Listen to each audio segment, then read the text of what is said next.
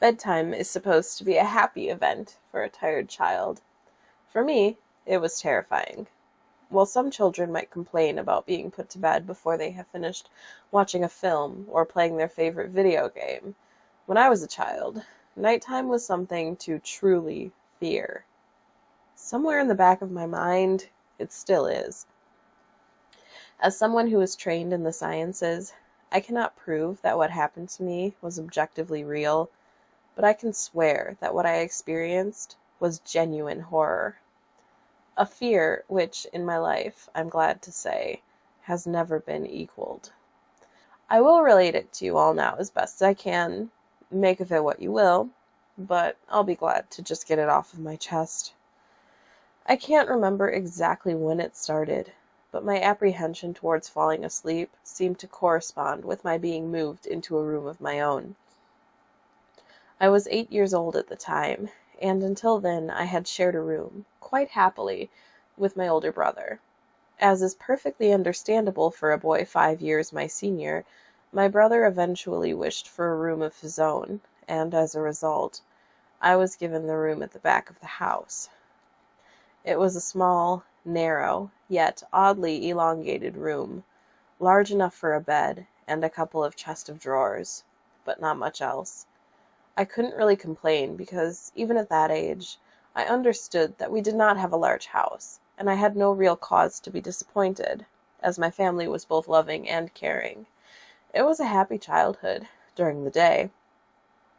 A solitary window looked out onto our back garden, nothing out of the ordinary, but even during the day, the light which crept into that room seemed almost hesitant. As my brother was given a new bed, I was given the bunk air beds which we used to share. While I was upset about sleeping on my own, I was excited at the thought of being able to sleep in the top bunk, which seemed far more adventurous to me. From the very first night, I remember a strange feeling of unease creeping slowly from the back of my mind. I lay on the top bunk, staring down at my action figures and cars strewn across the blue-green carpet. As imaginary battles and adventures took place between the toys on the floor, I couldn't help but feel that my eyes were being slowly drawn towards the bottom bunk, as if something was moving in the corner of my eye. Something which did not wish to be seen. The bunk was empty, impeccably made with a dark blue blanket tucked in neatly, partially covering two rather bland white pillows. I didn't think anything of it at the time. I was a child, and the noise slipping under my door from my parents' television bathed me in a warm sense of safety and well-being. I fell asleep. When you awaken from a deep sleep to something moving or stirring, it can take a few moments for you to truly understand what is happening. The fog of sleep hangs over your eyes and ears, even when lucid. Something was moving. There was no doubt about that. At first, I wasn't sure what it was. Everything was dark, almost pitch black, but there was enough light creeping in from outside to outline that narrowly suffocating room. Two thoughts appeared in my mind almost simultaneously. The first was that my parents were in bed because the rest of the house lay both in darkness and silence. The second thought turned to the noise, a noise which had obviously woken me. As the last cobwebs of sleep withered from my mind, the noise took on a more familiar form. Sometimes the simplest of sounds can be the most unnerving. A cold wind whistling through a tree outside, a neighbor's footsteps uncomfortably close, or, in this case, the simple sound of bed sheets rustling in the dark. That was it. Bed sheets rustling in the dark, as if some disturbed sleeper was attempting to get all too comfortable in the bottom bunk. I lay there in disbelief, thinking that the noise was either my imagination, or perhaps just my pet cat finding somewhere comfortable to spend the night. It was then that I noticed my door, shut as it had been as I'd fallen asleep. Perhaps my mom had checked in on me, and the cat had sneaked into my room then. Yes, that must have been it. I turned to face the wall, closing my eyes in the vain hope that I could fall back to sleep. As I moved, the rustling noise from underneath me ceased. I thought that I must have disturbed my cat, But quickly I realized that the visitor in the bottom bunk was much less mundane than my pet trying to sleep, and much more sinister. As if alerted to, and disgruntled by my presence, the disturbed sleeper began to toss and turn violently, like a child having a tantrum in their bed. I could hear the sheets twist and turn with increasing ferocity. Fear then gripped me, not like the subtle sense of unease I had experienced earlier, but now potent and terrifying. My heart raced as my eyes panicked, scanning the almost impenetrable darkness. I let out a cry. As most young boys do, I instinctively shouted on my mother. I could hear something stir on the other side of the house, but as I began to breathe a sigh of relief that my parents were coming to save me, the bunk bed suddenly started to shake violently, as if gripped by an earthquake, scraping against the wall. I could hear the sheets below me thrashing around as if tormented by malice. I did not want to jump down to safety, as I feared the thing in the bottom bunk would reach out and grab me, pulling me into the darkness. So I stayed there, white knuckles clenching my own blanket like a shroud of protection. The wait seemed like an eternity. The door finally, and thankfully, burst open, and I lay bathed in light while the bottom bunk, the resting place of my unwanted visitor, lay empty and peaceful. I cried, and my mother consoled me. Tears of fear, followed by relief, streamed down my face. Yet, through all of the horror and relief, I did not tell her why I was so upset. I cannot explain it, but it was as though whatever had been in that bunk would return if I even so much as spoke of it, or uttered a single syllable of its existence. Whether that was the truth, I do not know, but as a child I felt as if that unseen menace remained close, listening. My mother lay in the empty bunk, promising to stay there until morning. Eventually my anxiety diminished. Tiredness pushed me back towards sleep. But I remained restless, waking several times momentarily to the sound of rustling bed sheets.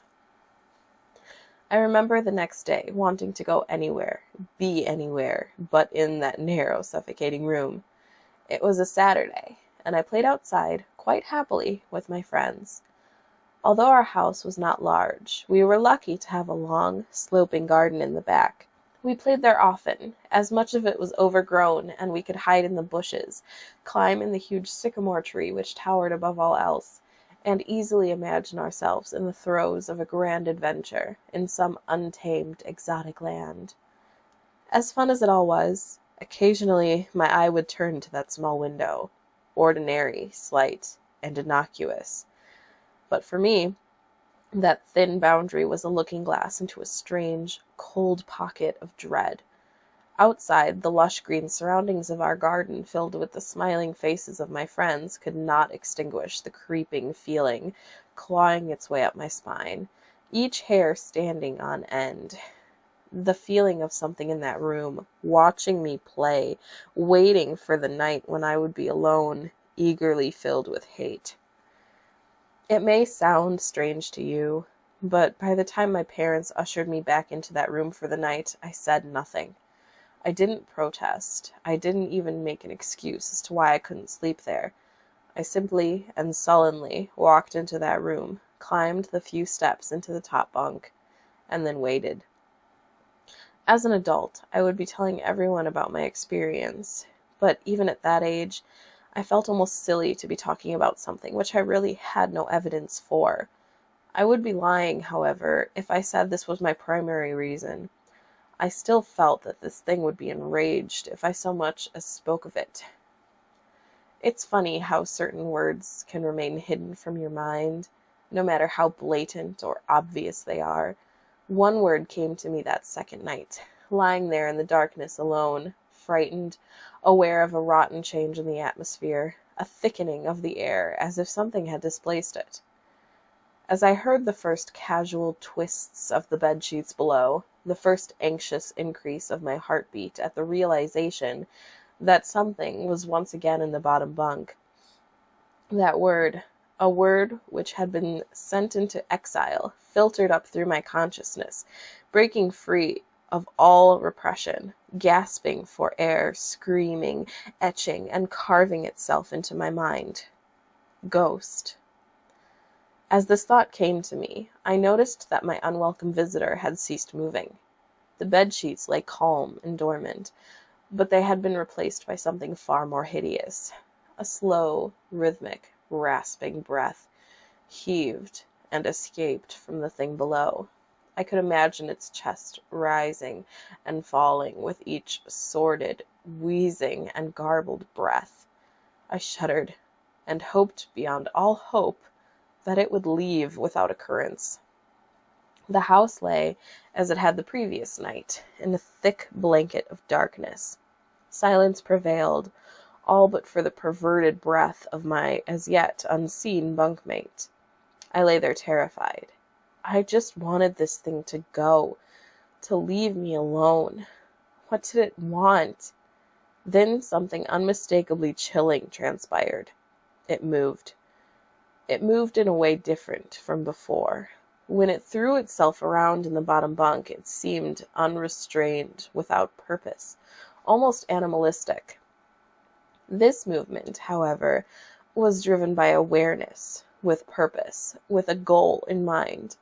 For that thing lying there in the darkness, that thing which seemed intent on terrorizing a young boy, calmly and nonchalantly sat up. Its labored breathing had become louder, as now only a mattress and a few flimsy wooden slats separated my body from the unearthly breath below. I lay there, my eyes filled with tears. A fear, which mere words cannot relate to, or anyone else, coursed through my veins. I would not have believed that this fear could have been heightened, but I was so wrong. I imagined what this thing would look like, sitting there listening from below my mattress, hoping to catch the slightest hint that I was awake. Imagination then turned to an unnerving reality. It began to touch the wooden slats which my mattress sat on. It seemed to caress them carefully, running what I imagined to be fingers and hands across the surface of the wood. Then, with great force, it prodded angrily between two slats into the mattress. Even through the padding, it felt as though someone had viciously stuck their fingers into my side. I let out an almighty cry, and the wheezing, shaking, and moving thing in the bunk below replied in kind, by violently vibrating the bunk as it had done the night before. Small flakes of paint powdered onto my blanket from the wall as the frame of the bed scraped along it, backwards and forwards. Once again I was bathed in light, and there stood my mother, loving, caring as she always was, with a comforting hug and calming words, which eventually subdued my hysteria. Of course she asked what was wrong, but I could not say. I dared not say. I simply said one word over and over and over again. Nightmare. This pattern of events continued for weeks, if not months. Night after night I would awaken to the sound of rustling sheets. Each time I would scream so as not to provide this abomination with time to prod and feel for me. With each cry the bed would shake violently, stopping with the arrival of my mother, who would spend the rest of the night in the bottom bunk, seemingly unaware of the sinister force torturing her son nightly. Along the way, I managed to feign illness a few times, and come up with other less than truthful reasons for sleeping in my parents' bed. But more often than not, I would be alone for the first few hours of each night in that place. The room where the light from outside did not sit right. Alone with that thing. With time, you can become desensitized to almost anything, no matter how horrific. I had come to realize that, for whatever reason, this thing could not harm me when my mother was present. I am sure the same would have been said for my father, but as loving as he was, waking him from sleep was almost impossible. After a few months, I had grown accustomed to my nightly visitor. Do not mistake this for some unearthly friendship. I detested the thing. I still feared it greatly, as I could almost sense its desires and its personality, if you could call it that, one filled with a perverted and twisted hatred, yet longing for me, of perhaps all things. My greatest fears were realized in the winter. The days grew short, and the longer nights merely provided this wretch with more opportunities. It was a difficult time for my family.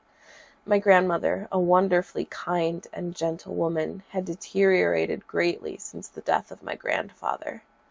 My mother was trying her best to keep her in the community as long as possible. However, dementia is a cruel and degenerative illness, robbing a person of their memories one day at a time. Soon she recognized none of us, and it became clear that she would need to be moved from her house to a nursing home.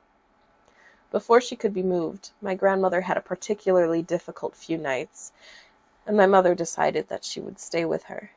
As much as I loved my grandmother and felt nothing but anguish at her illness, to this day I feel guilty that my first thoughts were not of her, but of what my nightly visitor may do should it become aware of my mother's absence. Her presence being the one thing which I was sure was protecting me from the full horror of this thing's reach.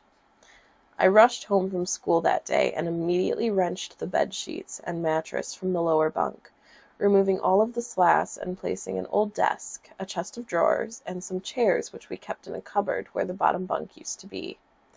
I told my father I was making an office, which he found adorable, but I would be damned if I'd give that thing a place to sleep for one more night. As darkness approached, I lay there knowing my mother was not in the house. I did not know what to do. My only impulse was to sneak into her jewelry box and take a small family crucifix, which I had seen there before. While my family was not very religious, at that age I still believed in God, and hoped that somehow this would protect me.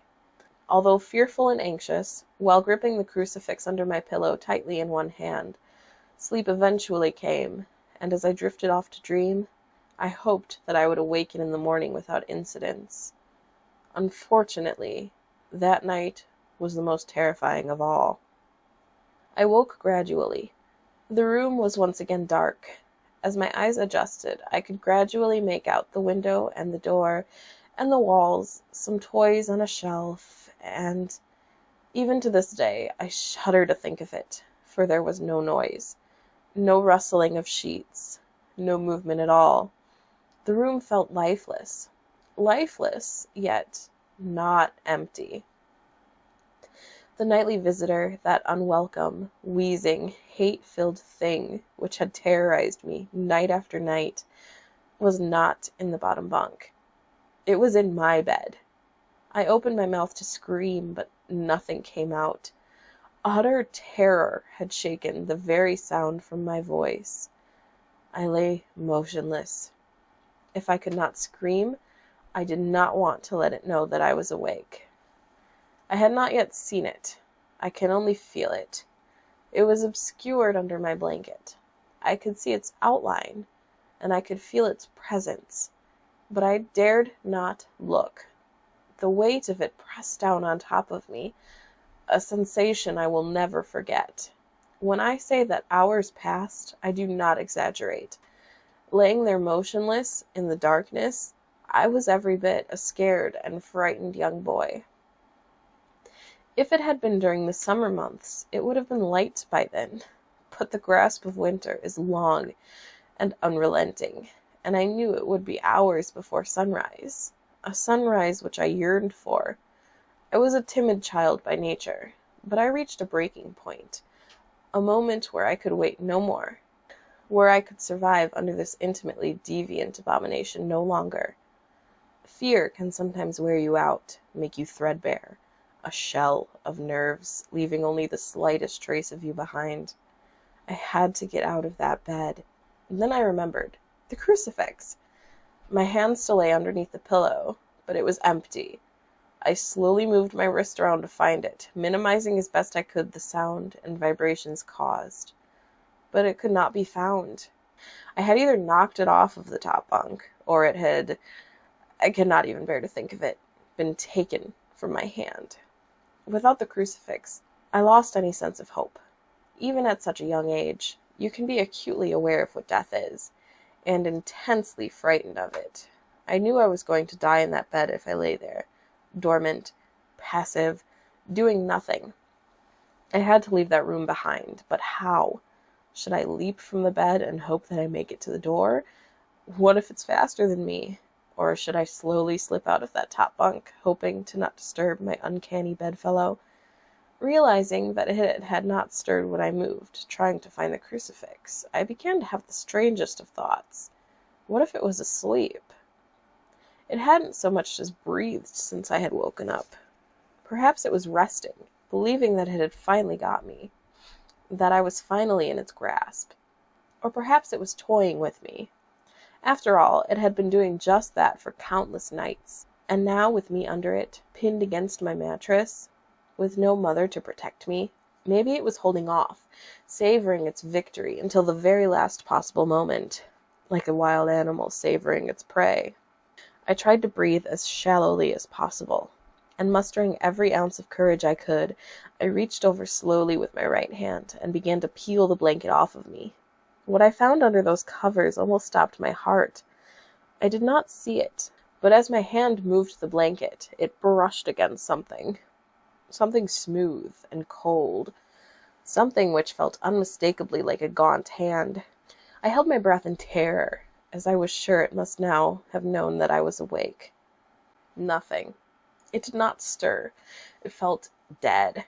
After a few moments, I placed my hand carefully further down the blanket, and felt a thin, poorly formed forearm. My confidence and almost twisted sense of curiosity grew as I moved down further to a disproportionately larger bicep muscle. The arm was outstretched, lying across my chest, with the hand resting on my left shoulder, as if it had grabbed me in my sleep. I realized that I would have to move this cadaverous appendage if I even so much as hoped to escape its grasp. For some reason, the feeling of torn, ragged clothing on the shoulder of this nighttime invader stopped me in my tracks.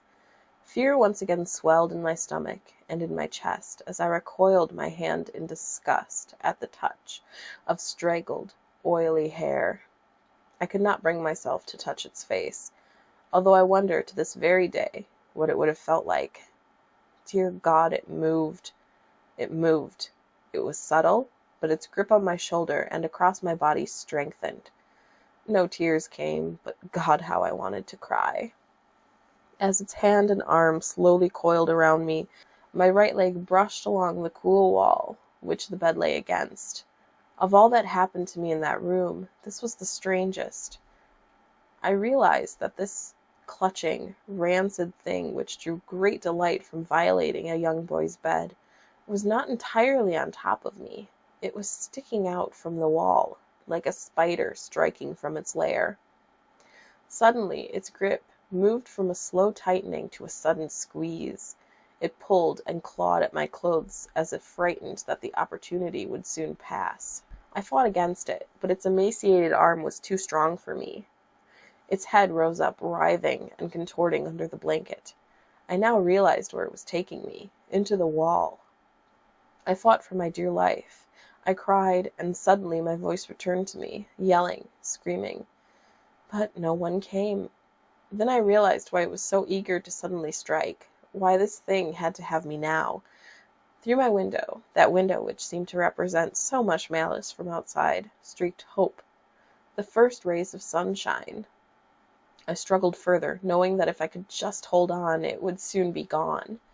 As I fought for my life, the unearthly parasite shifted, slowly pulling itself up my chest, its head now poking out from under the blanket, wheezing, coughing, rasping. I do not remember its features. I simply remember its breath against my face, foul and cold as ice. As the sun broke over the horizon, that dark place, that suffocating room of contempt was washed, bathed in the sunlight. I passed out as its scrawny fingers encircled my neck, squeezing the very life from me. I awoke to my father offering to make me some breakfast. A wonderful sight indeed. I had survived the most horrible experience of my life until then, and now. I moved the bed away from the wall, leaving behind the furniture I had believed would stop that thing from taking a bed. Little did I think that it would try to take mine, and me. Weeks passed without incidents, yet on one cold, frost-bitten night I awoke to the sound of the furniture where the bunk beds used to be, vibrating violently. In a moment it passed. I lay there, sure I could hear a distant wheezing coming from deep within the wall, finally fading into the distance.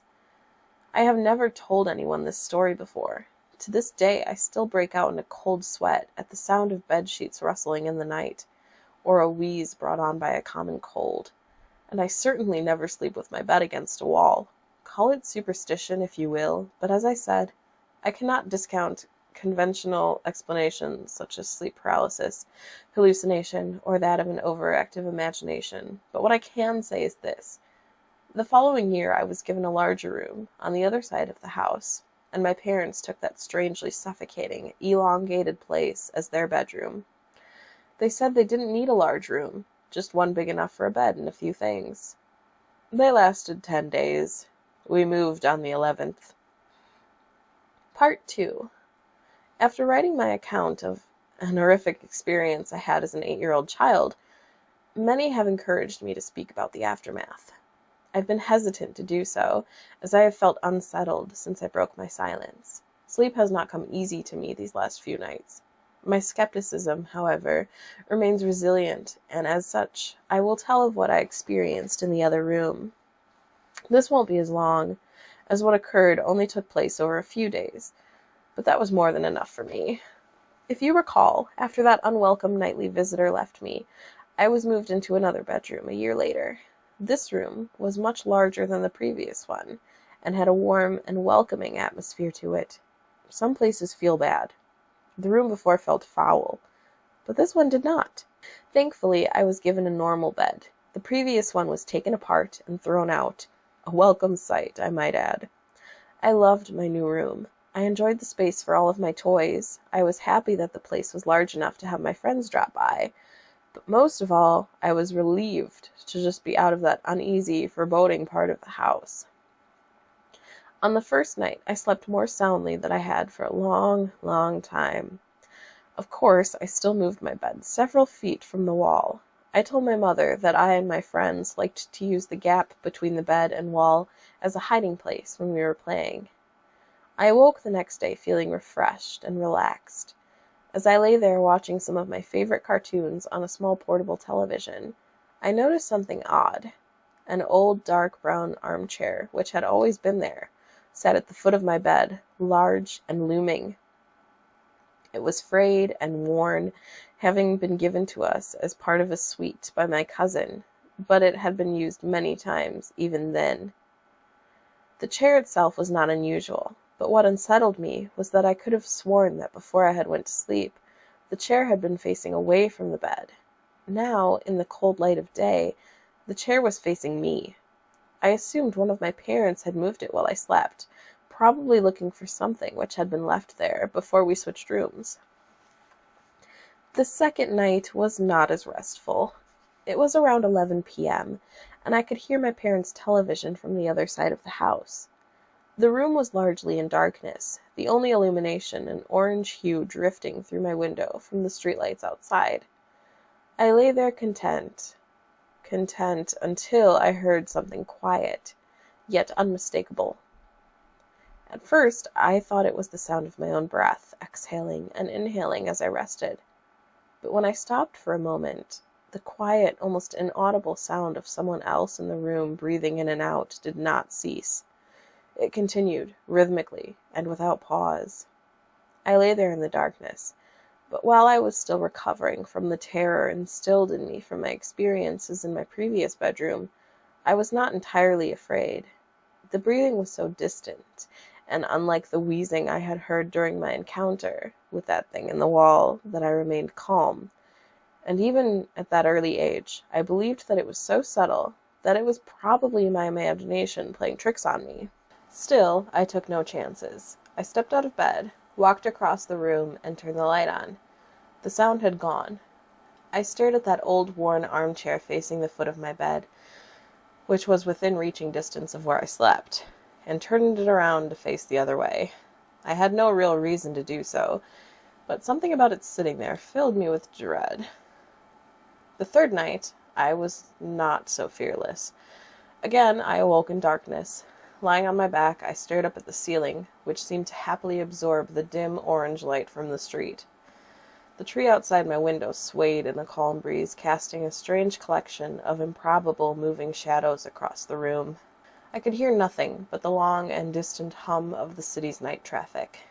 Just as I began to drift back into sleep, I heard it, a creak from the bottom of my bed, as if something had moved or shifted its weight on the floor. I raised my head, peering through the darkness, but saw nothing strange. Everything sat as it had done throughout the day. Nothing was out of place. I cast my gaze across the room, some comics on the floor, a few boxes which still had to be unpacked, the armchair unmoved, still facing away from the bottom of my bed. There was nothing sinister here. I was now fully awake, glancing over at my television, considering whether or not to enjoy some late-night TV. I'd have to keep the volume low, of course, as my older brother would hear it in the next room and no doubt tell me to switch it off. Just as I sat up fully in bed, I heard it again, a low creak, accompanied by a sound. The sound of the slightest of movements. I looked again at the room. The dim orange shadows cast by the leaves hanging by my window now took on a more menacing form. I still saw no reason to be afraid. I stared at the chair at the end of my bed, and saw nothing unusual about it. It's quite common for the mind to take a moment to fully come to terms with what it is seeing. It takes time to put the full horror of what is in front of you together into a moment of cold, bitter realization. Yes, I was staring at that old, worn armchair in the dark, but what I was also staring at was the person sitting in it. In the dim light, I could only see the outline of the back of its head, the rest obscured by the spine of the chair. I sat motionless, staring, praying, hoping that my eyes were being misled by their surroundings. The slow creak of movement as it shifted in its battered throne chilled me to my very core. This was no mere trick of the dark. Then it shifted onto its right side. I knew what it was doing.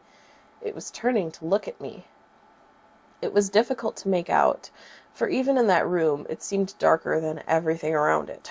I saw what looked like a collection of long fingers slip over the crest of the chair, and then another. The room was silent but for the sound of this thing shuffling in its seat, and the crash of my racing heart. At first, I could only make out the outline of its forehead, but then it began to rise up, revealing 2 pinpoints of light in the dark recesses of its deeply set eye sockets. It was staring at me. I screamed, and within a moment my brother and mother came into the room, switching the light on, asking if I'd had another bad dream. I sat speechless, barely acknowledging them, staring intently at the now empty armchair. I was only in that room for another few days before we suddenly moved. I saw nothing for the remaining nights, except for my last sleep in that room, where I awoke to the warm air of something breathing into my ear. I jumped out of bed, turning the light on. The slow, rhythmic breath of something unseen remained, louder than before. I spent the rest of that night on the couch in the living room. 2 years later, I slept soundly in my bed, in our new house.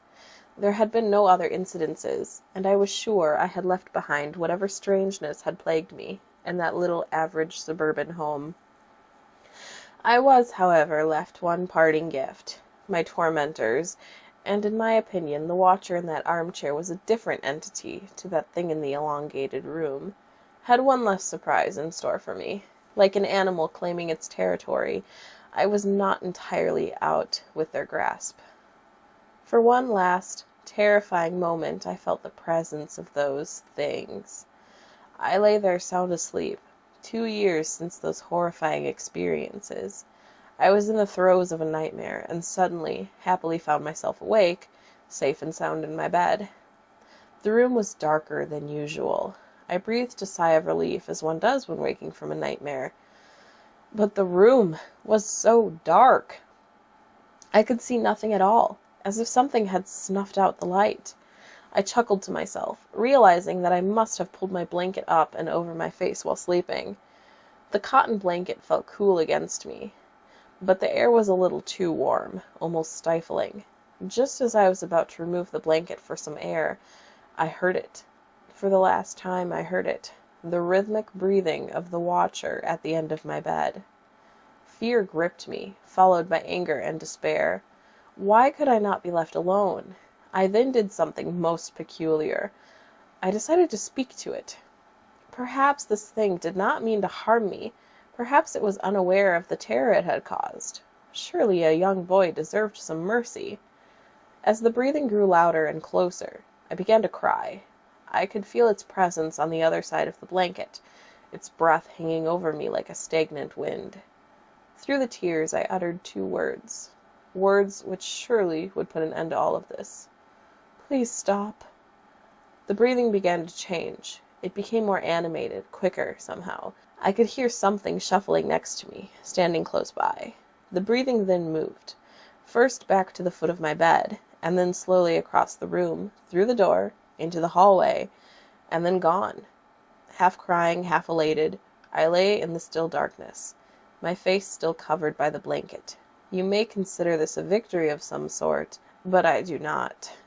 If those things were real, I know now beyond a shadow of doubt that their intentions were not misconstrued. They were twisted, filled with malice.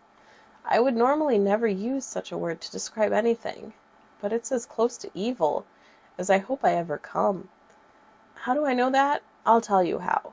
Moments after that thing seemed to have left the house, something pressed forcefully down on top of me, pushing the blanket with great strength against my face.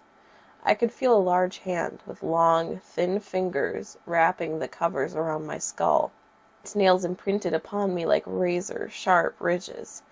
I managed to slide down into the gap between the bed and the wall, quickly making my escape, clambering and screaming out of my room, waking my family. Make no mistake, that thing in the darkness tried to smother me to death. Part 3. My fears realized. A few days ago, I submitted 2 nightmarish accounts from my childhood. Perhaps you best read them to truly comprehend what has befallen me.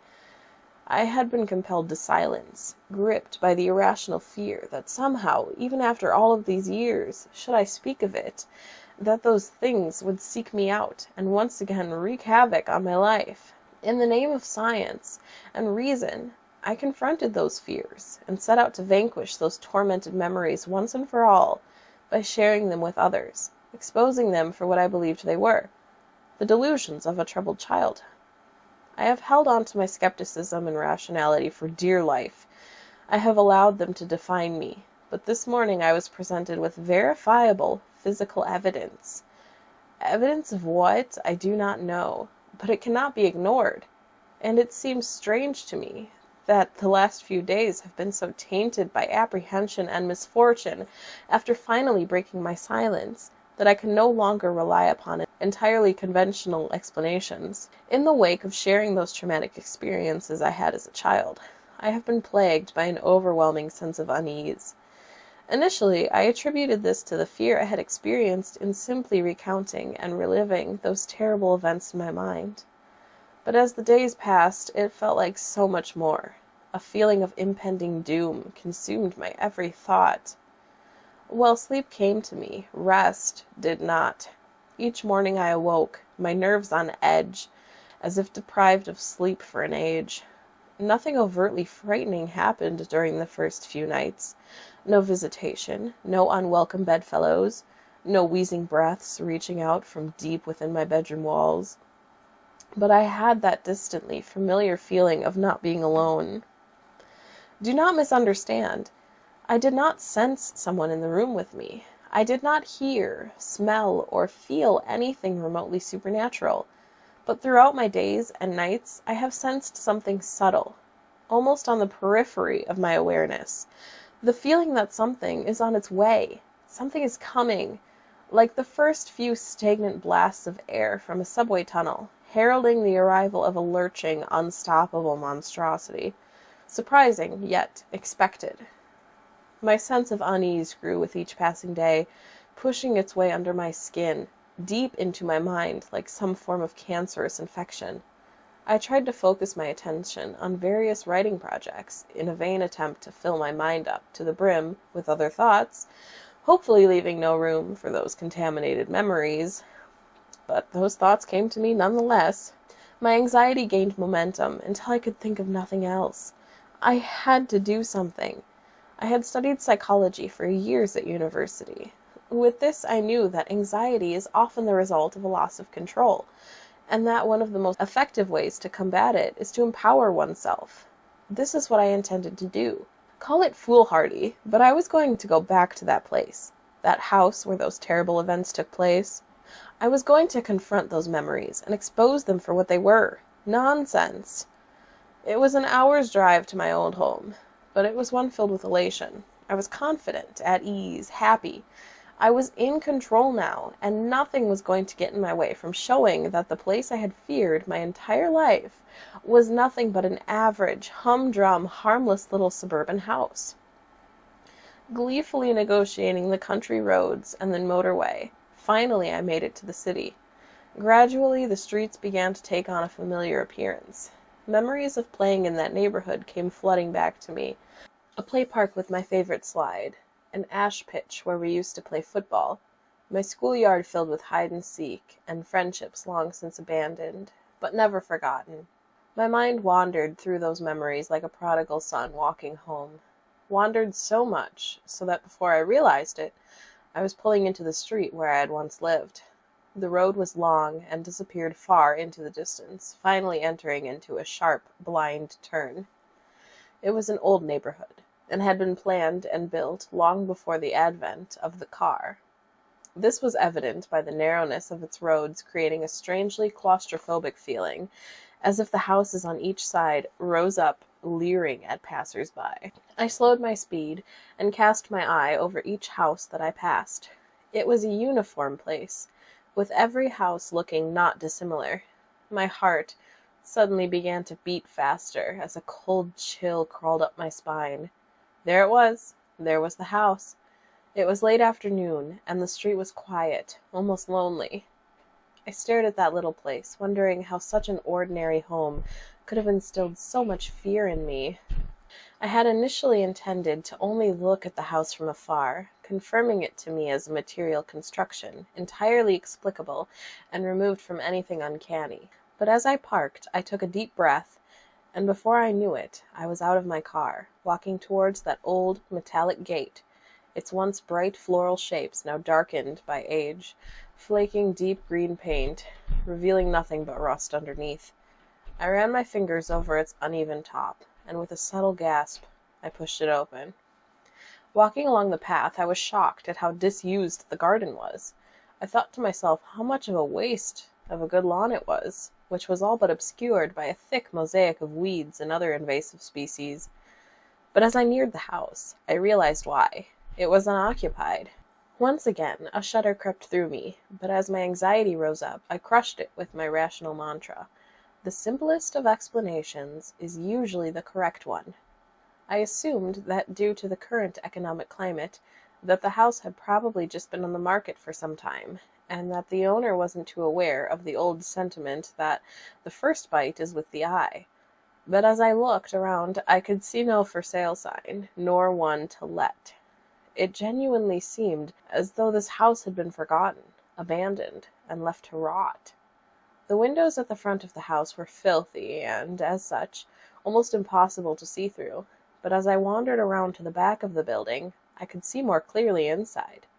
I would have imagined that a house such as this one would be empty, but on the contrary, it was entirely occupied by the trappings of a modern life. I could see a television sitting in the living room corner, a coffee table with magazines strewn across it, various pieces of furniture sitting as if ready to be used, and a couple of coffee cups sitting on the windowsill, still full, covered in mold.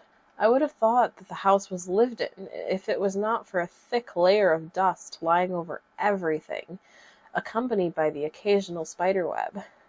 It seemed as though the most recent occupants had left in a hurry and never returned.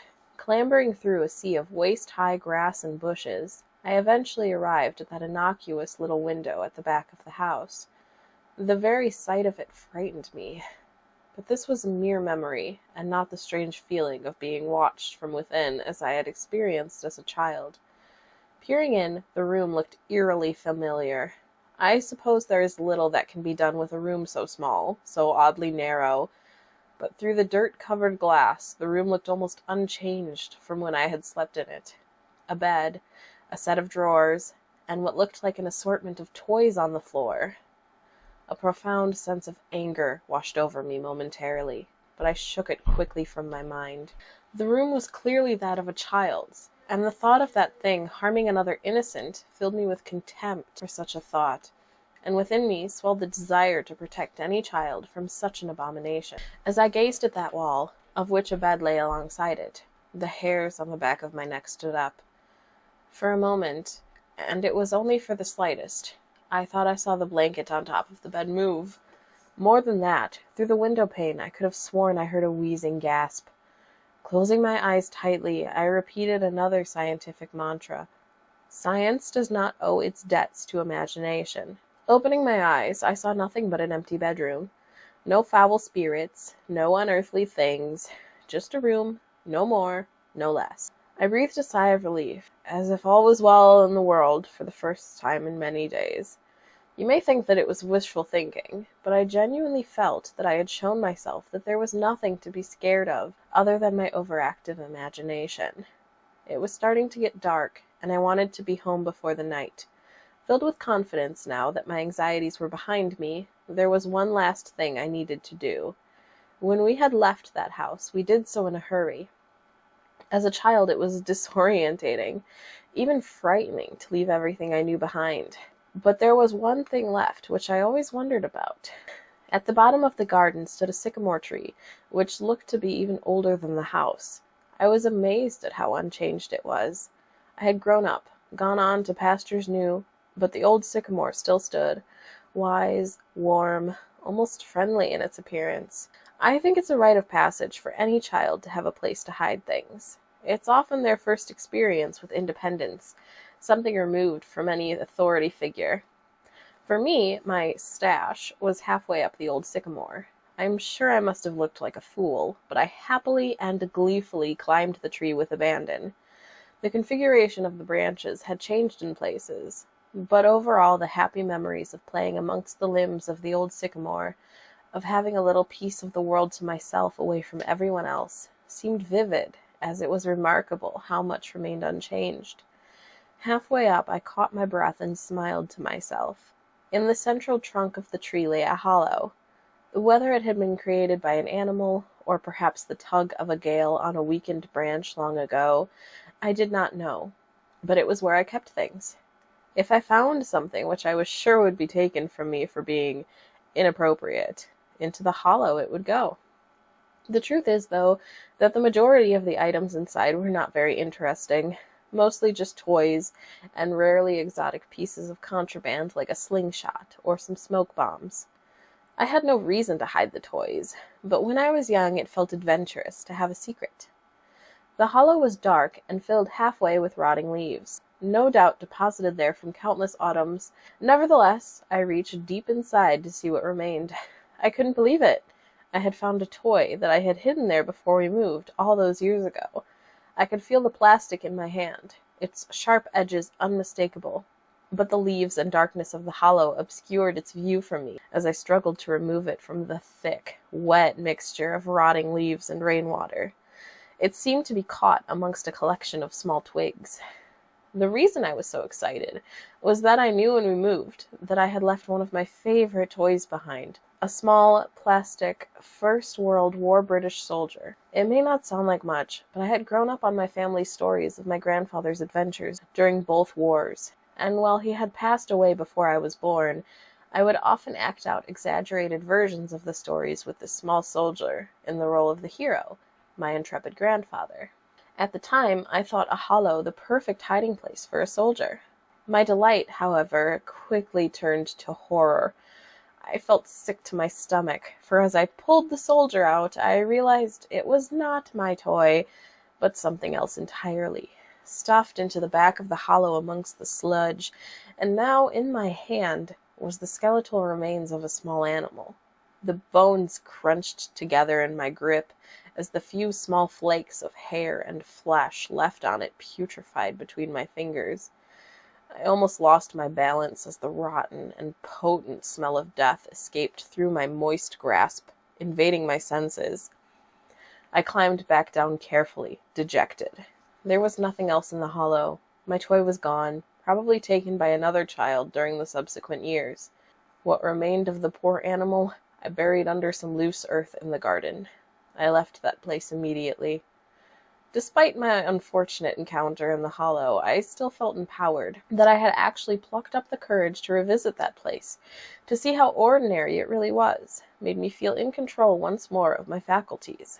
I did not at that time require anything other than a conventional explanation. I said goodbye to the old neighborhood, to that bad memory once and for all, and began to make my way home. By the time I had driven onto the motorway, something had begun to filter through from the back of my subconscious. At first, I disregarded it, dismissing it as my imagination. But as the sun shone its last and dipped below the horizon, I sensed the growing of a compulsion within me, an idea which seemed to have been born and nurtured for no good reason. No rationale, no sound casual footing, but one which had to be followed at all cost. I must get home. I increased my speed, zipping sporadically between the slower cars on the motorway, looking in the rearview mirror, keeping an eye on what might be following. I had to get home. Again, I drove faster, constantly looking behind as if racing some unseen pursuer. 70, 80, 100 miles per hour. I tore along the road. I beeped. I yelled. The sweat lashed off of me. What was happening to me? Please, just let me go home. White-knuckled, I finally made it off of the motorway and onto the country roads, which would lead directly to my town.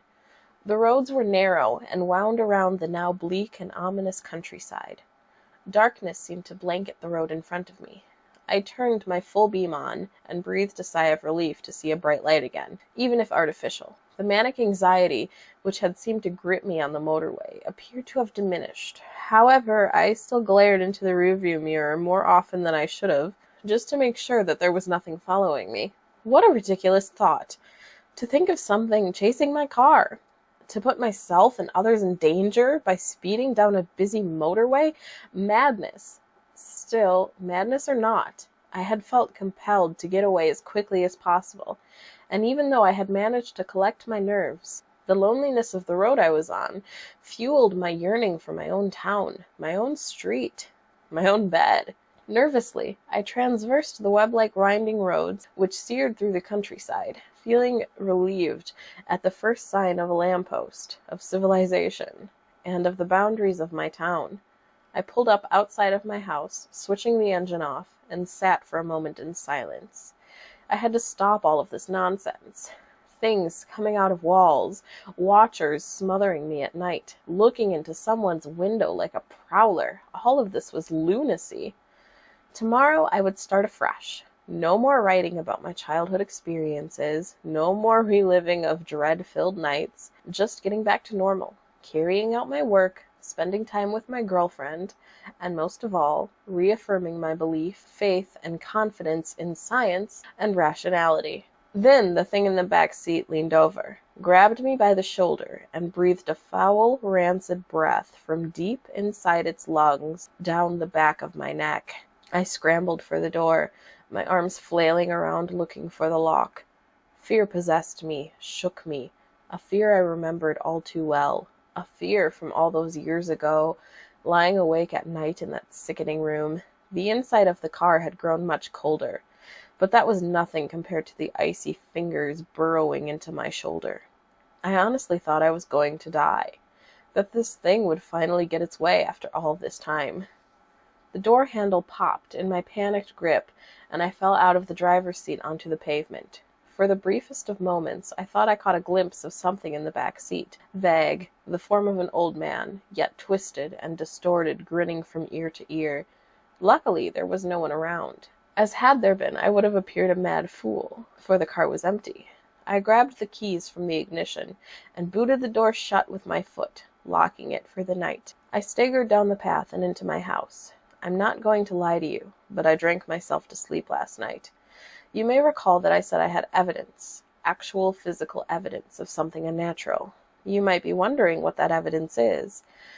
Well, I could say that it was the marks on my shoulder that made me shudder with fear, or I could tell you that my bedroom window lying prized open this morning by what looked like claw marks has left me dreading tonight, or any other. But no, none of that scared me as much as what I saw today upon waking. Sometimes the most frightening of messages are the most simple, for lying on my chest as I awoke this morning was a toy soldier. The soldier I had hidden in that hollow all those years ago returned to me as an adult, bitten in half. Part 4. Something wicked this way comes. Last night was the most heart-wrenching and frightening of my life, so much so that I can barely bring myself to contemplate it. By now I will have submitted what occurred during my visit to that cursed place I once called home, a visit which heralded the return of my childhood fears. No matter what foul thing befell me then, nothing could have prepared me for last night. After waking up to the chilling sight of that toy soldier, bitten in half, I found that the window to my bedroom was slightly ajar. On closer inspection, it looked entirely as if the window had been prized open from outside. The latches were bent back, out of position as if subjected to an unrestricted, unbound brute force.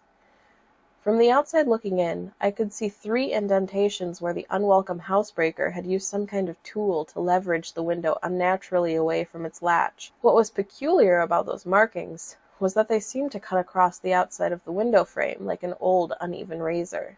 Unlike a crowbar or other implement, which would have merely left a dent where it had been used as a wedge to force the window open, nothing had been stolen, and I attempted to rationalize the markings on the window as human-made, and not claw-like, as they appeared to be.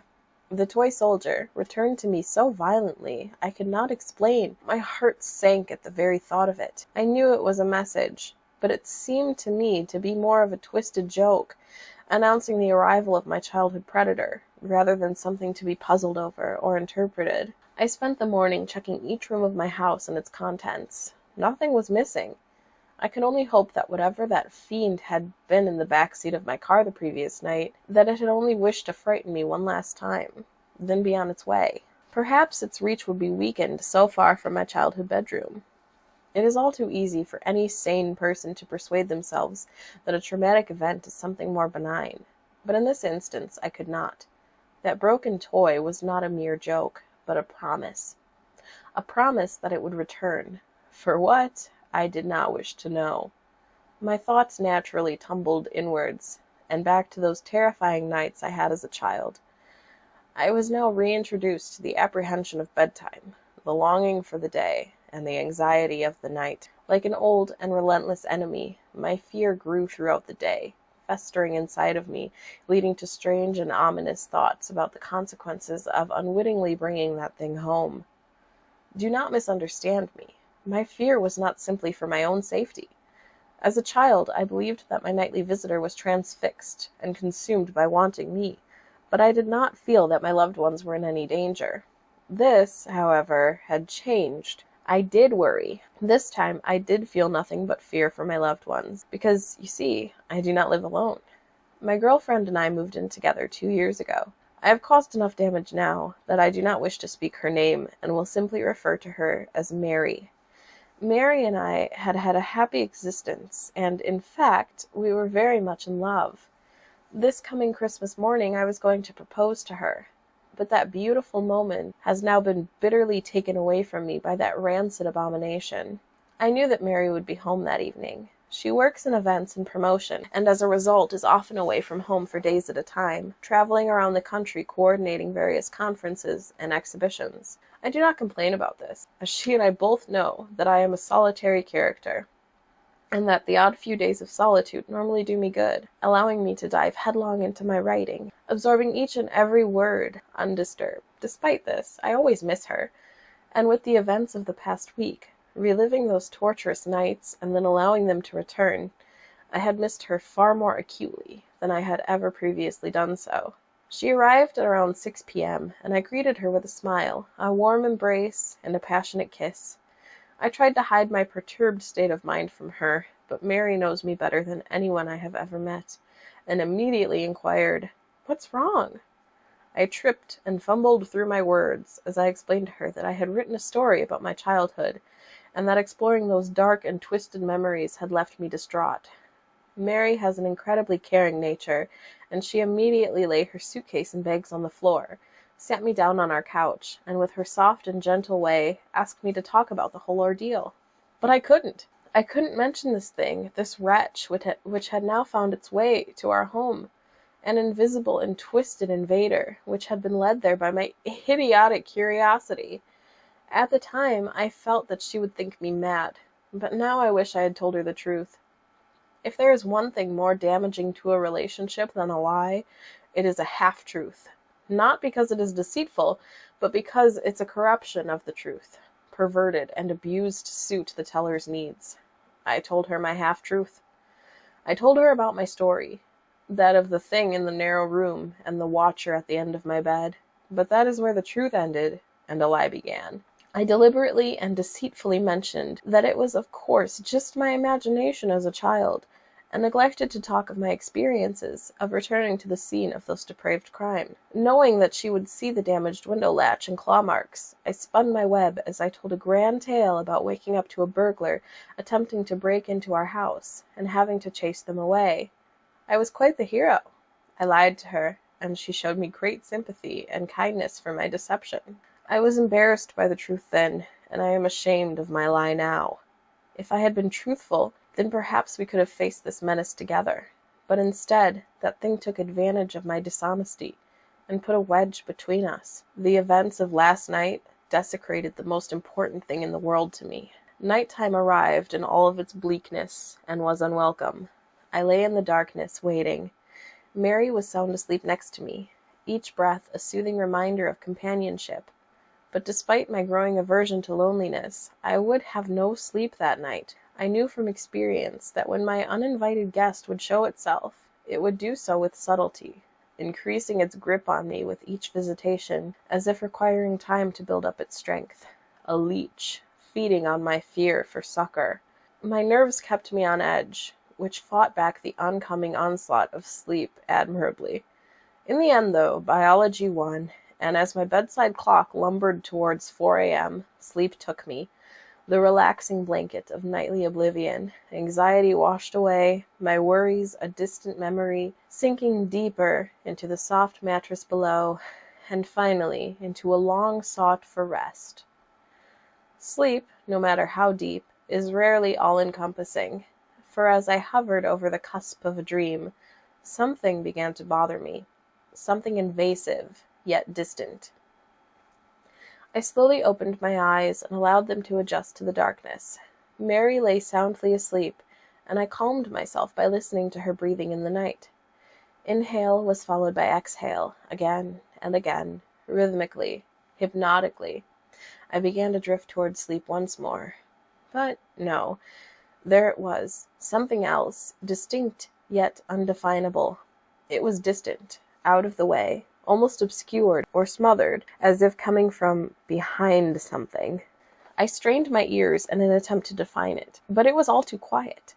I remained in the bed for several more minutes, but with each passing second that almost inaudible sound grated on me, like broken glass on a raw nerve. Sleep was now abandoned, and with much frustration I decided to reluctantly investigate the source of the noise. I sat up in the bed and listened intently. It was unlike any other sound I had ever heard.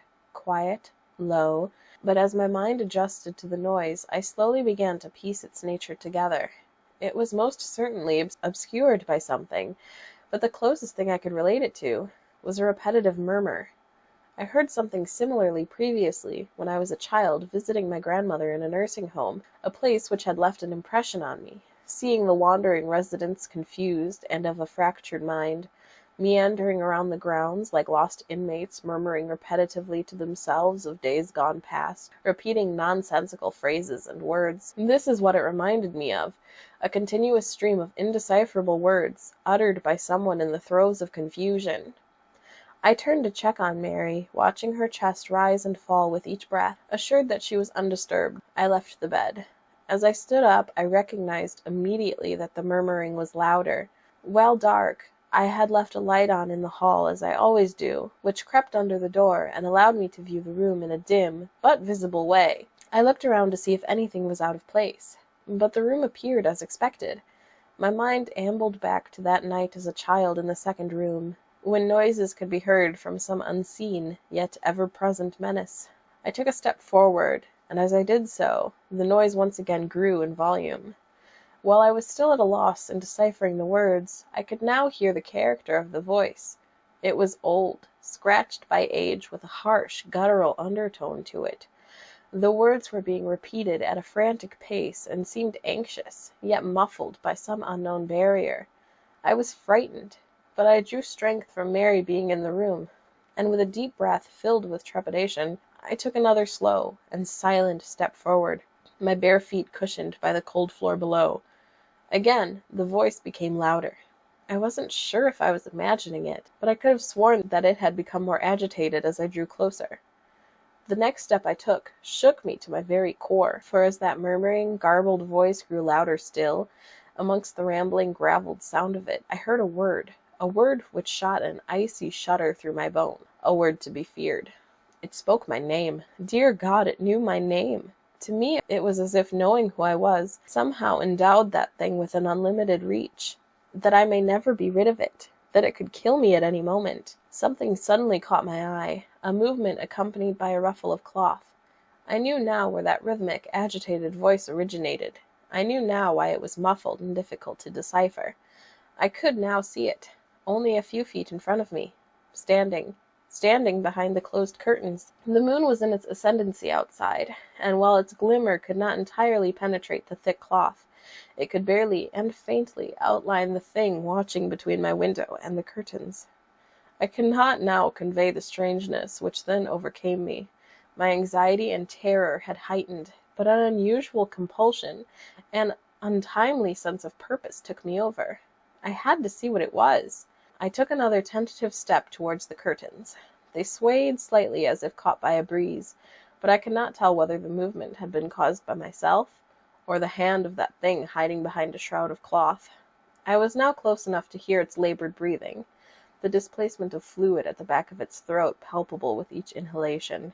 This was it. I was going to confront this monstrosity from my past, this tormentor of children, this coward.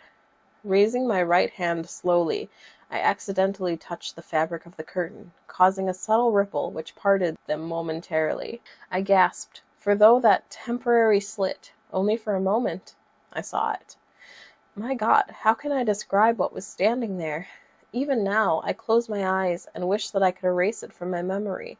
It shivered and shook as it continued to murmur, repeating some indecipherable phrase, sounding like a bizarre mixture of numerous languages.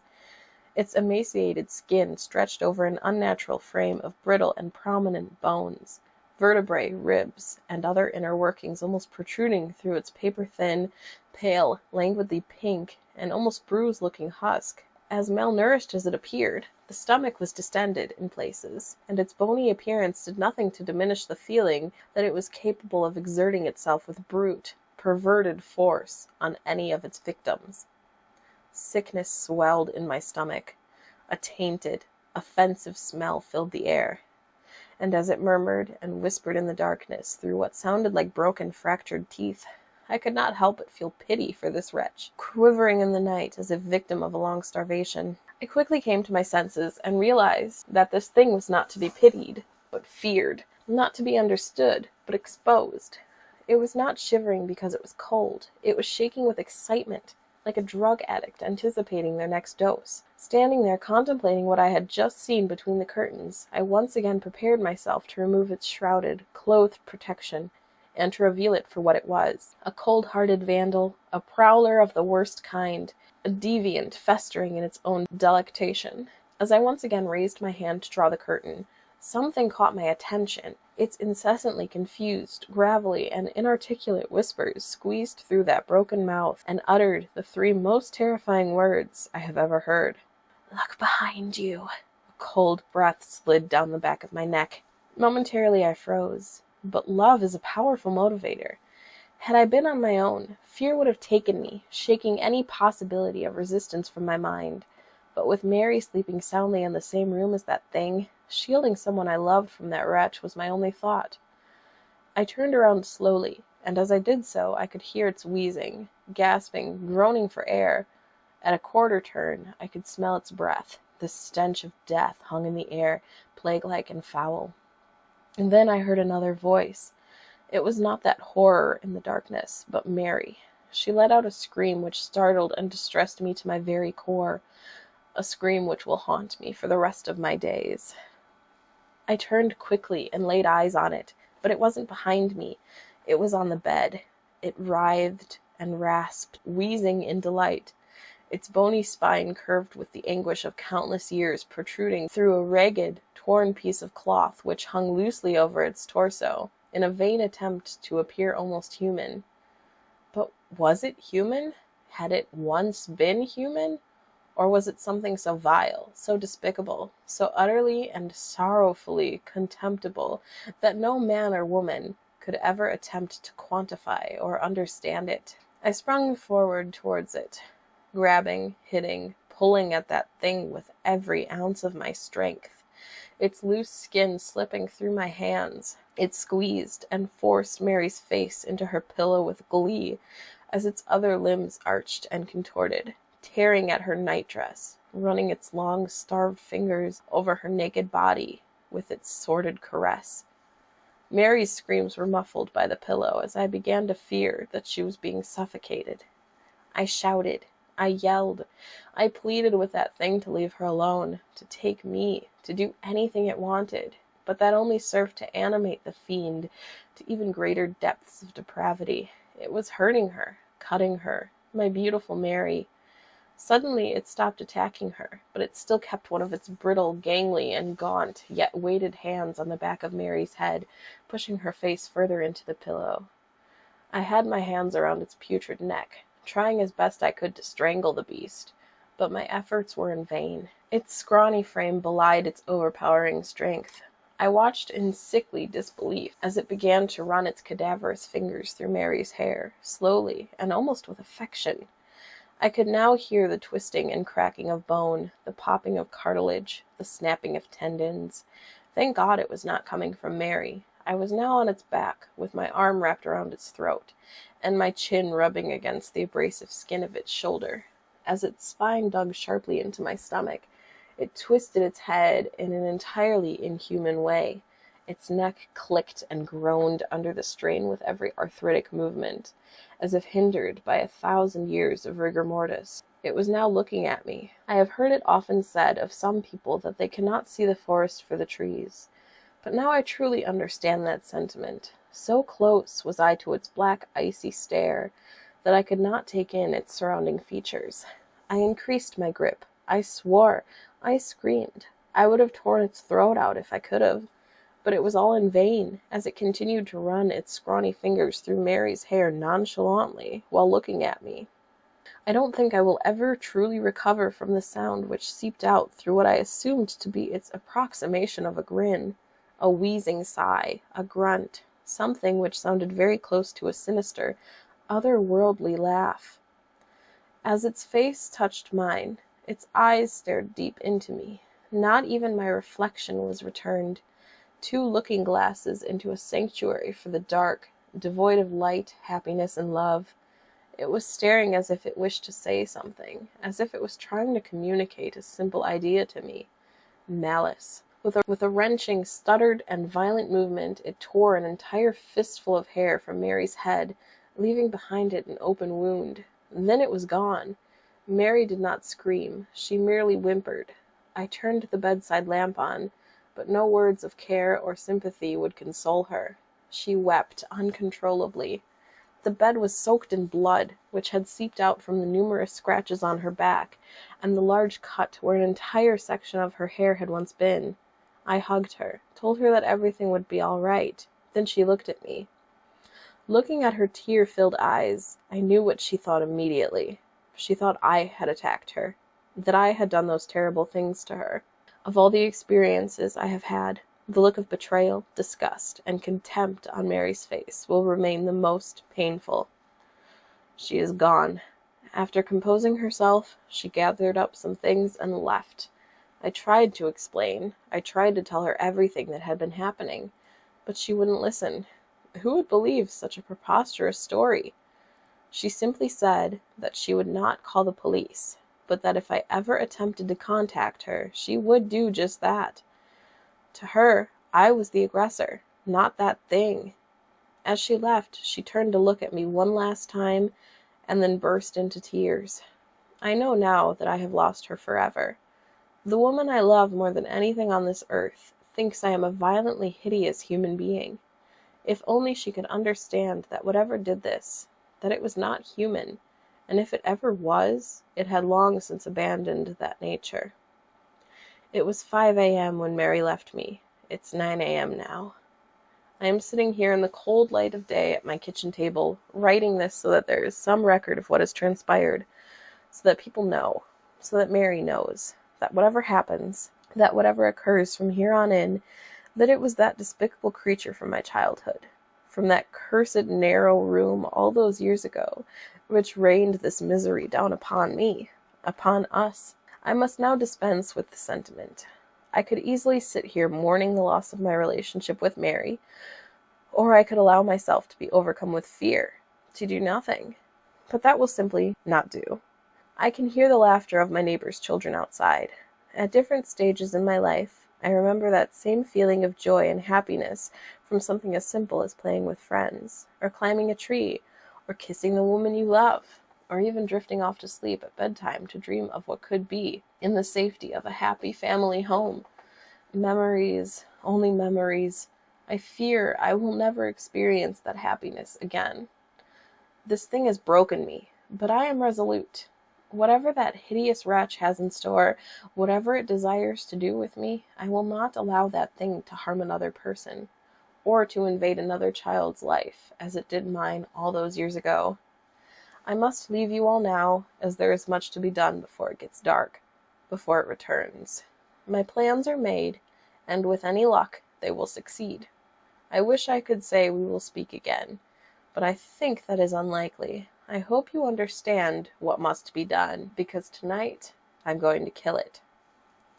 Part 5. Sleep tight. I'm shaking as I write this. I was released by the police less than 2 hours ago, and I am compelled to record the events of the past day and night as quickly and as accurately as possible.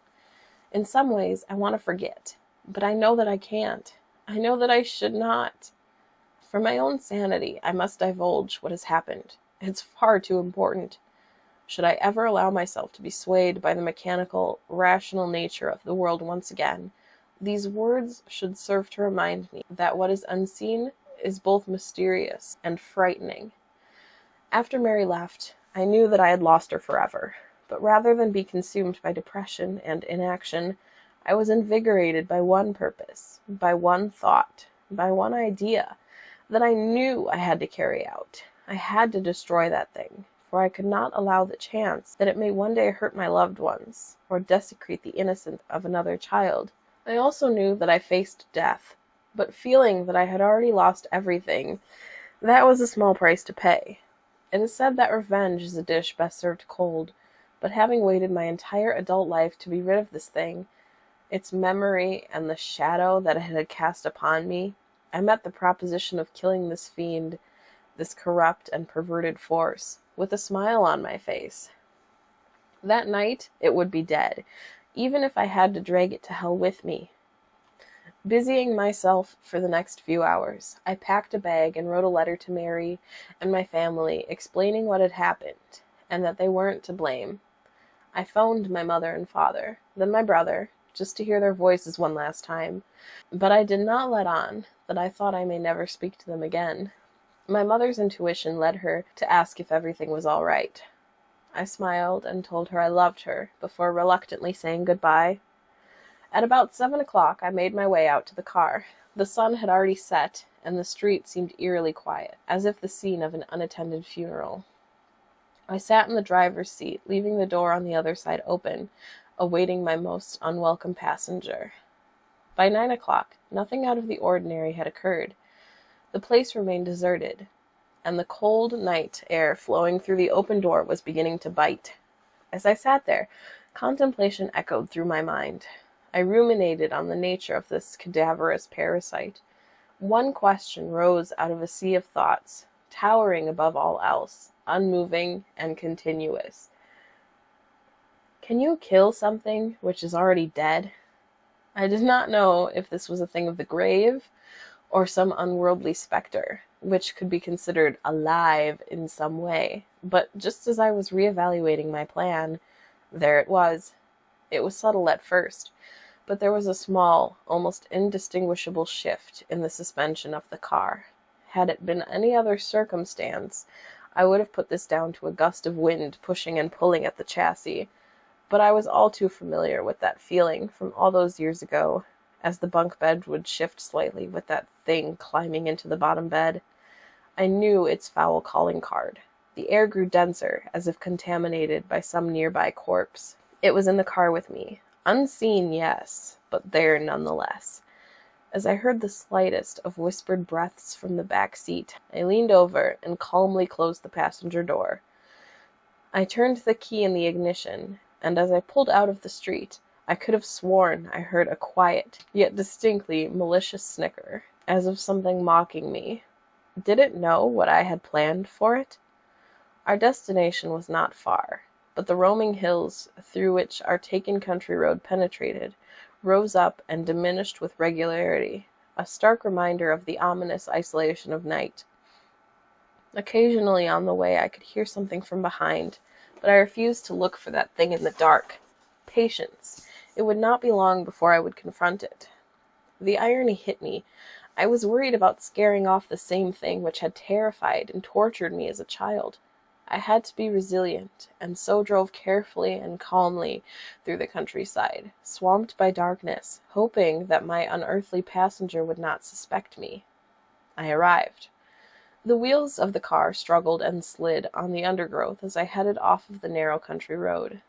The landscape had opened up, and as I looked at the broken and rotting trees around me, I felt that it was fitting to come to this bleak place in the cold night, to destroy that bleakest of things. The land suddenly came to an abrupt end, a cliff etched out from an old quarry, looking deep into the black waters of the lake below. The cliff edge was relatively flat, and had in fact at one time housed a road, which had subsided into the lake decades earlier. The local kids would tell stories about the vengeful ghosts of those killed during the subsidence, but they were just stories.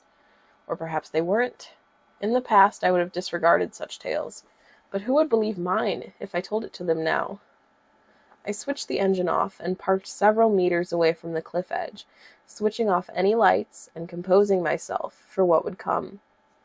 I sat in that car for what seemed a lifetime, the only company given to me by the occasional splash of water against the cliff below. I waited. This thing was smart, of that there was no doubt. It had toyed with me, relishing the pain and torment it had caused, as only something of a coldly frozen intellect could. For this reason, I knew it would suspect me, and perhaps even flee, if I brought the car too close to the cliff's edge. I had to wait for it to attack. Let it feed, let it revel and gorge itself on me. Perhaps then it would not notice as I slowly plunged the car into that dark, icy water below. I was going to drown the bastard. I had appraised the potential consequences in my head, and reasoned that there would be a moment, a singular moment, where I would have a slim opportunity to escape from the car just before it reached the edge. Mary and I used to go there occasionally, a place to be together, away from everything else, and it did not look nearly as stark during a summer's day. I therefore had the place in mind, and knew it well. The drop was at least 30 feet to the depths below, and I did not want to be in that car as it hit the water, nor trapped inside with that abomination. I waited. Then I heard it, slowly at first, and then increasing in rate and volume, a rasping, wheezing breath from behind. Strangely, it sounded more labored than before, each breath a struggle, filled with fluid, rotten and decayed. A shiver ran up my spine. A rank, foul smell began to fill the air. The breath drew closer from behind. My heart began to race. beating hard and fast as I looked up and saw the windscreen began to ice up from inside. I could see my breath, a natural thing indeed, but what was unnatural was the breath visibly moving across my face from the side. I turned slowly. I wanted to cry. I wanted to leave, run into the night. But I had to stay. I could not allow it to escape. It was sitting in the passenger seat. I was staring at it, and it at me, hunched over, covered by darkness, contorted, gaunt, hands seized as if fighting rigor mortis. It slowly moved towards me. One bony leg cracked and groaned as it slid over my lap and onto the other side. Oh God, it was sitting on me. It pulled itself in close to me, and through a shard of light provided by the moon, I saw its face. Skin hung from its jagged features. Glassy eyes stared deep into me as its grin spread up through its face, unnaturally wide as the result of its half-rotten flesh, exposing the rotten muscles, broken teeth, and sinews of its rancid smile beneath. Pulling closer, it opened its mouth, revealing a wet and putrid tongue, which could be seen through part of its missing jaw. Wheezing, breathing heavily, a foul stench which stung my eyes and filled my mouth elicited a response from me as I retched, my body attempting to expel its poisonous fumes, and as I did so it stopped for a moment, and then cackled to itself, happy, content. Staring into its icy cold eyes, it yet gave the impression of an afflicted and increasingly weak old man. It was still incredibly strong, but it seemed as though it had lost some of its potency. Perhaps leaving that elongated room had somehow affected it? Its long, protruding fingers caressed my face, and then, as a show of intent, it stuck one of them deep into my shoulder. I screamed as it bent and twisted inside of me, the rotting fiend moving its finger to cause the maximum amount of damage and pain that it could. As it did so, its other hand slid down against my body. It touched me. It was time. With my free arm, I turned on the ignition, and though my shoulder was still pinned to the seat, I managed to fight through the pain, put the car into gear, and took off as fast as I could. The creature flailed and screamed. It attempted to climb over me into the back seat, but I held on with all of my strength. The thoughts of what it did to Mary, enough to fuel my rage. We raced towards the edge of the cliff, and I eyed the driver's door frantically. As we neared our icy plunge, I screamed in anger at its festering, rancid face and pushed it off of me. It scrambled into the back seat for dear life as I scrambled for mine by unlocking the car door. It was too late. The car careened over the cliff face, and before I knew it, we hit the dark water, splitting the black glass-like surface with tremendous force. I should have died then, but an airbag took the brunt of my impact. Although I still managed to scrape my head across the door frame, dazed, I looked around. The sound that I heard coming from that thing was malformed, yet familiar. The squeal of some demonic child soon gave way to the anguish and rage of an ancient intelligence, which knew that it faced almost certain death. The water was frozen and poured in through the now twisted open car door with such force that it winded me. I gasped for air, as my unwilling prey now did. It writhed and twisted as it looked for an exit. Spying the open door, it pulled itself through the water towards me. I curled up my fist and smashed it into that thing's face. Pieces of rotten flesh flaked off under the impact as a dark black liquid oozed from the resulting wound. Again, it attempted to get past me, and I knew that to keep it in that car long enough to drown, that I would have to die with it. I felt numb as the frozen water slipped over my chin. My heart struggled against the cold, and with a sudden urge, I was submerged and had breathed my last. I held my breath, but only to compose and ready myself for an icy, suffocating death. I hoped that it wouldn't be painful. My thoughts returned to Mary and my family. An all-consuming sense of sadness and despair overwhelmed me. But as I struggled with that thing trying to get past me and through the door, grabbing and flailing with its arms, I looked down and saw it. Its leg was trapped between the dashboard and floor of the car by the impact of the fall, and although it could move, it could not leave. I turned immediately for the door. I could barely see but a foot in front of me in that black water, but there was enough moonlight to light my way. Just as I got to the door, the wretch grabbed hold of me and pulled me back to it. It had given up all hope of escaping, but it wanted to drown me with it. We fought for what felt like an age in that cold, bitter grave as the car slowly sank deeper and deeper into the darkness. I could now feel my body pleading with me to take a breath, to exhale my last gasp of air, and then inhale the frozen water. I'm happy to say that I used my wits to get out of such a horrible fate. Orientating my body, I pushed my feet against the dashboard with enough force to at last escape its slippery grasp. I don't remember much else, bar the anguished and hate-filled scream that my tormentor let out as I left it to die at the bottom of that icy lake. I found myself walking through the wilderness, cold, wet, but alive.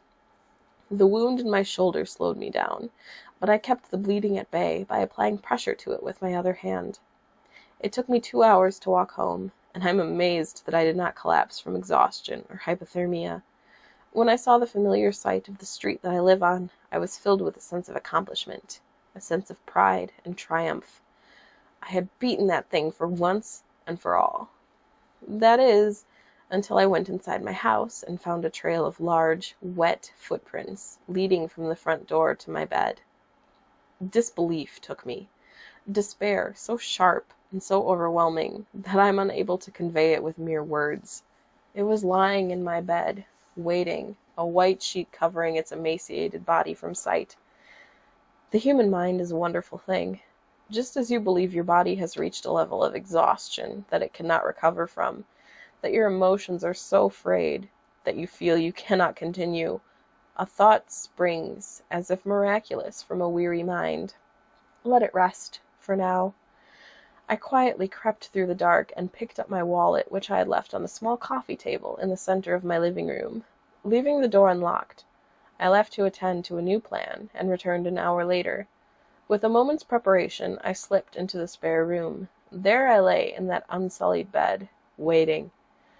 I was sure that this was the end game, that instead of toying with me, it would come for the kill. How it had escaped that watery grave, I did not know, but I would be damned if it would escape again. I could only hope that it would sense me from the other room. I closed my eyes, pretending to be sound asleep. Time lumbered onwards, and although I fought it, exhaustion finally took me, sending me into a deep slumber. I woke with its hands around my neck. It coughed and spluttered on top of me, a rancid black liquid dripping on my face as it oozed from its facial wounds.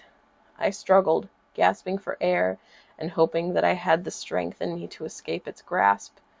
But it was too strong, and my hands could not grip it with any sense of conviction, as it seemed to be dripping wet from its plunge into the lake. It may not have seemed rational at the time, but as my vision dimmed and the last light of consciousness extinguished within me, I did as so many animals do in their last moments. I played dead. Lying motionless, holding my breath, it shook me violently by the neck and then released me. I waited for my moment, my last chance to destroy this thing. Its labored breathing relaxed slightly and seemed to stare at me almost quizzically. I waited still for a shift of weight which might have let me throw it to the ground. Leaning down close to me, its wide, crumbling sneer puckered. Gathering its putrid saliva in its mouth and in what was left of its cheeks, it then showed utter contempt for the living and the dead. It spat its festering fluid onto my face, the remnants dripping down onto me through a hole in its jaw. I wanted to scream, to do anything to remove such a vile smear on my skin, but I dared not move. The time wasn't right. Leaning in closer, it prodded and scratched at the wound in my shoulder, the pain shearing through my body. With all of my resistance, I remained motionless. Then it slowly and patiently slid 2 of its long, distended fingers into my mouth. The taste was overwhelming, rancid, rotten, dead. The arthritic clicking of its knuckles shook my resolve.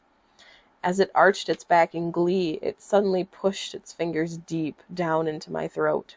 I gagged, an instinctive reaction. Instead of being shocked, a garbled laugh emanated through its broken teeth as it thrust its fingers deeper into my mouth. I felt its cold, hard flesh scraping against the inside of my throat, pleading without words for it to stop. In our darkest of moments, we sometimes find our true strength. I rolled to my side, using its weight against it, and finally managed to break free. I fell onto the floor, its long reach grasping at my feet. I kicked and screamed, and at last was free. It stared at me, only for a moment. Rising up on top of the bed, its brittle bones cracking under its own force, it now towered, tall and gaunt, ready to pounce. Since I was a child, I had been a victim.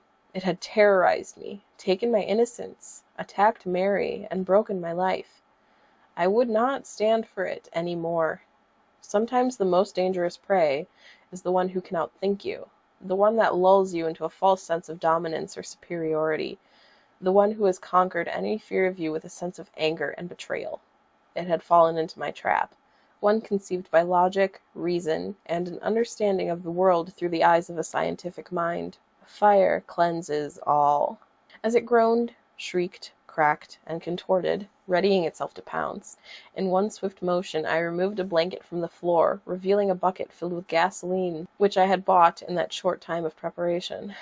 I threw it as hard as I could, the liquid splashing all over that horror and the bed. It grinned at me, mocking my very existence, making light of my pain and the agony it had caused. From my pocket I pulled out a lighter, lit it, and threw it onto that wretched thing. It writhed and screamed in agony, parts of its flesh crumbling away, searing into nothing in front of my very eyes. I almost felt sorry for it. Let it burn. The fire got out of hand. Thankfully, a neighbor heard the screams and saw the smoke, calling the fire brigade. I remember nothing of how I escaped. I spent several hours in hospital being treated for light smoke inhalation and painful burns to my hands. It still hurts as a type, but as with many superficial wounds, they will heal. Perhaps there will be a few scars, but I can live with that. The police arrested me shortly afterwards, believing me a murderer. They suspect that I killed someone in that fire and find it entirely suspicious that I have a deep wound in my shoulder and scratches over my body. I've been told not to stray far in case they wish to ask me further questions, but they can ask away. I doubt they'll believe my answers. They found no remains, nor any evidence that someone else was there, bar a strange outline of a figure etched deep into the bed and wall. It looked as though whatever had been there attempted an escape, but I do not think it accomplished this. A weight has now been lifted from my shoulders, one which I now realize was always there, since I was a child, in fact. I believe that thing had an effect on me, even from distance, and now that it's gone, I feel whole again. I'm devastated that I've lost Mary, and my house can be written off, as I'll probably be charged with arson after they realize I started the fire, which means I can kiss goodbye to any insurance claim.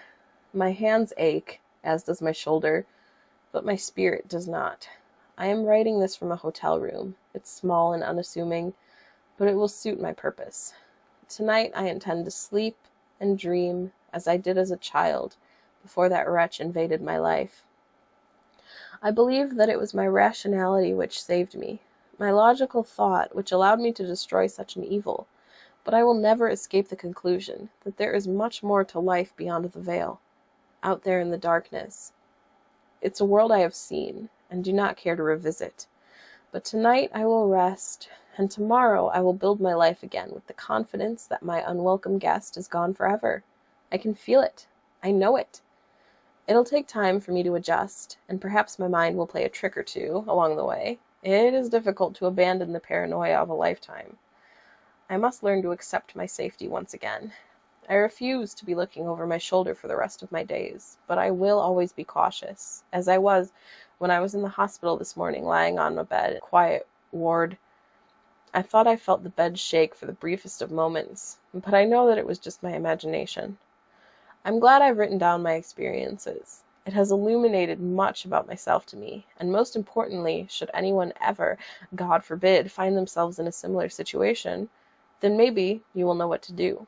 Now it is bedtime, and I must rest, for I have never known a weariness such as this. Good night. and sleep tight.